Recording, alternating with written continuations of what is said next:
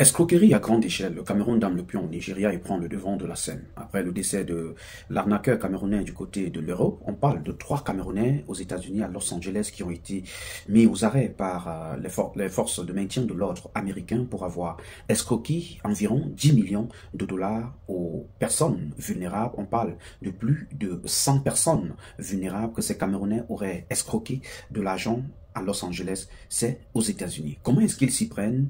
Comment est-ce que ça se passe? Comment est-ce qu'ils réussissent à arnaquer ces personnes vulnérables ou à leur dépouiller de ce que nous appelons leur pension de retraite? C'est ce que nous allons parler dans cette vidéo. Mesdames et messieurs, salut. J'espère que vous vous portez bien. C'est un honneur, comme vous le savez, renouvelé tous les jours, de vous retrouver, surtout de partager un instant d'information avec vous. Merci à nos nouveaux abonnés. Merci à tout ce que vous faites pour l'avancement de ce média. Merci des commentaires que vous laissez sur nos vidéos. Et avant de continuer, je vous invite à laisser un pouce de j'aime sur cette vidéo, partager la vidéo pour que les autres puissent la regarder afin qu'on limite ce fait qui va grandissant avec les Africains qui, après être partis de l'Afrique pour se chercher en Occident, refusent de travailler mais décident plutôt d'arnaquer les honnêtes personnes.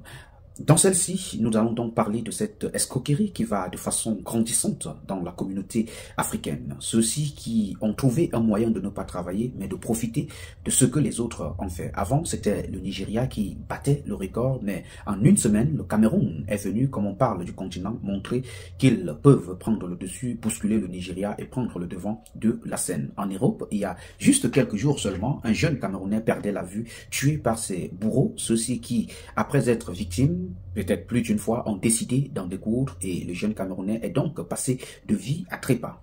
Puisqu'on parle du Cameroun, revenons aux États-Unis dans cette affaire d'escroquerie d'environ 10 millions de dollars que les Camerounais auraient infligé aux personnes âgées. On parle de plus de 100 personnes, 100 victimes de cette escroquerie. Et il faut aussi rappeler que ceci remonte, ça commence depuis novembre 2021, que ceux-ci ont commencé à pratiquer. Et comme vous savez, la justice américaine prend son temps pour arriver à toute personne, mène des enquêtes avant de se prononcer, ça sue. C'est pas comme, je dirais, notre justice qui parfois prend des gens et après commence à chercher les preuves de ce qu'ils disent. La justice américaine a donc pris le temps pour dénicher les faits et gestes, les comportements, les actions. Comment est-ce que ceux-ci se comportent pour soutirer de l'argent à ces personnes vulnérables? Quand on parle de personnes vulnérables, c'est une personne qui a travaillé pendant longtemps, qui a travaillé et qui gardait son argent.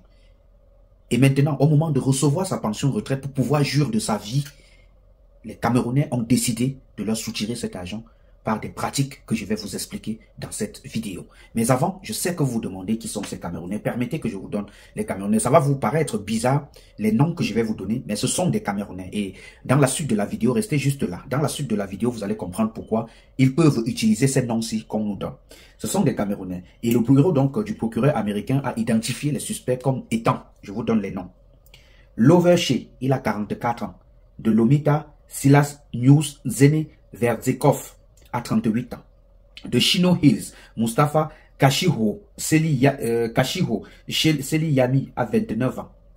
Dengleo Che et Verzekov ont été arrêtés jeudi, tandis que Yami est toujours en fuite. Donc, des noms que je vous ai donnés. Il y a 2 qui ont été arrêtés jeudi dernier, mais il y a un qui est encore en fuite. Comment est-ce que les gars se comportent?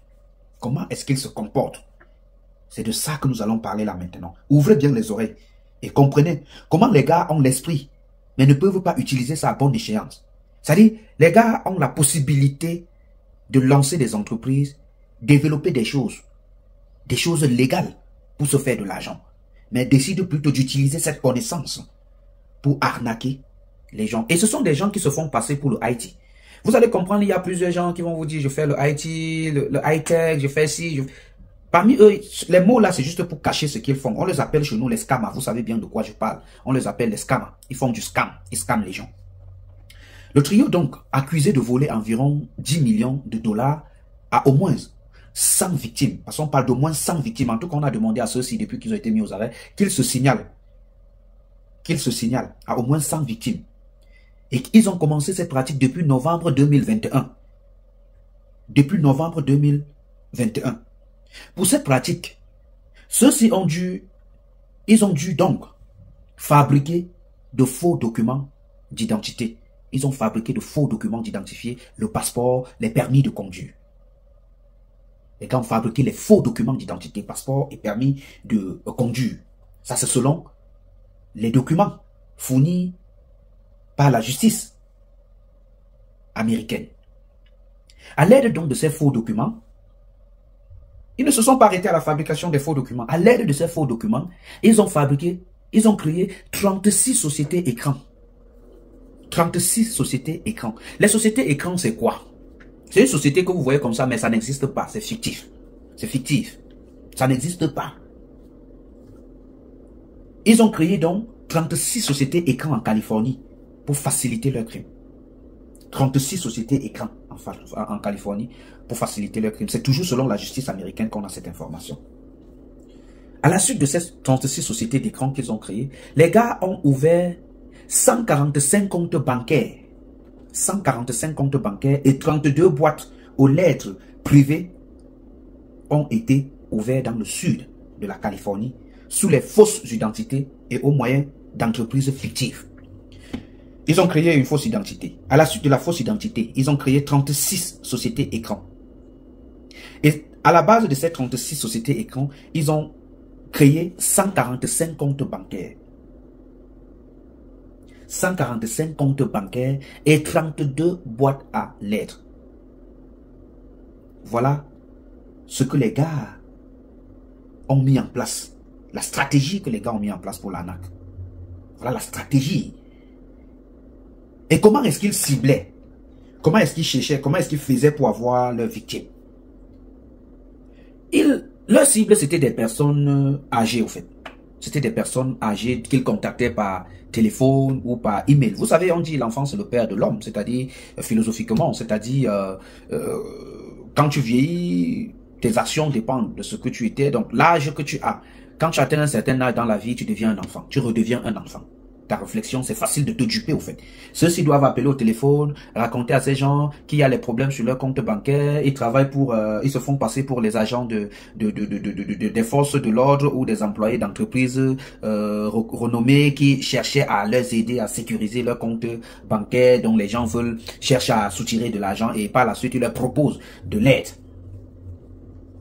Donc, ils leur parlent de la sécurité de leur compte. C'est comme ça que les Camerounais là se sont comportés ou se comportent pour arnaquer les gens. Ils disent qu'ils sont là pour la sécurité. Ils t'appellent, ils te disent qu'il y a un problème dans ton compte bancaire. Mon téléphone, quand il sonne, je vois spam. Je comprends immédiatement. Les gars vont t'appeler, te dire que tu as l'argent tel endroit et tout. Après, on va te demander ton compte pour t'envoyer de l'argent. Ils prétendent donc faussement que les comptes bancaires ou des paiements de victimes sont compromis et proposent leur aide pour résoudre rapidement le problème. Donc, ils te disent que ton compte bancaire a des problèmes, est compromis. Et par la suite, ils te proposent son aide. Ils te proposent leur aide pour résoudre ce problème. Ça, c'est selon les enquêtes de la justice américaine. Voilà comment les gars opèrent pour arnaquer. Voilà comment ils opèrent pour arnaquer. La famille, ce que je ne comprends pas, c'est comment quelqu'un peut décider de se lever, traverser la mer ou payer un billet d'avion, venir a les moyens de travail, refuse de travailler, mais décide d'arnaquer les honnêtes personnes qui ont tellement donné et qui devraient s'asseoir seulement pour profiter des sacrifices de leur vie. Vous leur empêchez de profiter des sacrifices qu'ils ont donnés pendant leurs années de sacrifice en tant que travailleurs. Vous prenez leur pension retraite. Vous prenez leur pension retraite.